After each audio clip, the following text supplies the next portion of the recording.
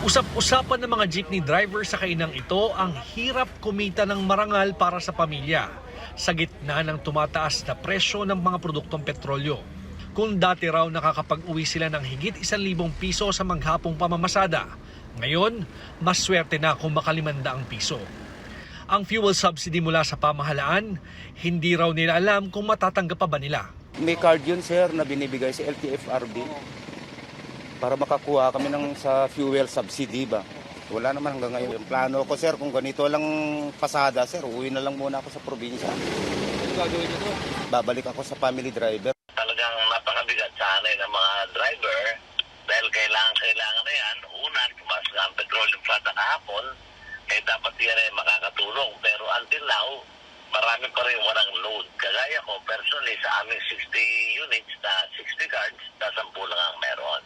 Ayon sa LTFRB, pansamantalang itinigil ang pamamahagi ng fuel subsidy dahil sa spending ban na itinakda ng COMELEC ngayong panahon ng barangay at sangguniang kabataan elections. Hindi natin patatagalin sapagkat kailangan niya ng ating mga kababayan na nagmamaneho ng pampublikong sasakyan. Nasa higit 63,000 na raw ang naipamahaging fuel subsidy. Nakahanda na rin daw ang para sa higit 53,000 na iba pa. Nasa 280,000 ang kabuuang bilang ng mga PUV ang makakatanggap ng subsidiya.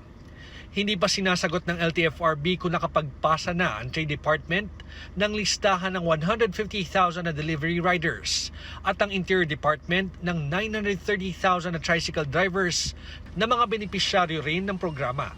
Sana po maintindihan din po nila yung proseso po ng disbursement po ng public funds kasi hindi po biro tong milyon o kaya bilyon po na pera na i-disperse. So kailangan pong maging maingat po tayo sa pag-disperse po. Ayon sa LTFRB, ang 6,500 na subsidy sa mga tradisyonal na PUV ay maaaring magamit sa loob ng 8 hanggang 12 araw. Pero ayon sa mga driver, hindi raw ito totoo. Dahil kung kumukonsumo ang isang jeep ng 20 hanggang 30 litro ng diesel sa isang araw, sa taas ng presyo ng produktong petrolyo ngayon, aabot lamang ng 3 hanggang 5 araw ang fuel subsidy.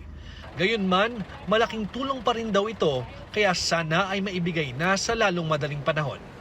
George Cahiles, CNN Philippines.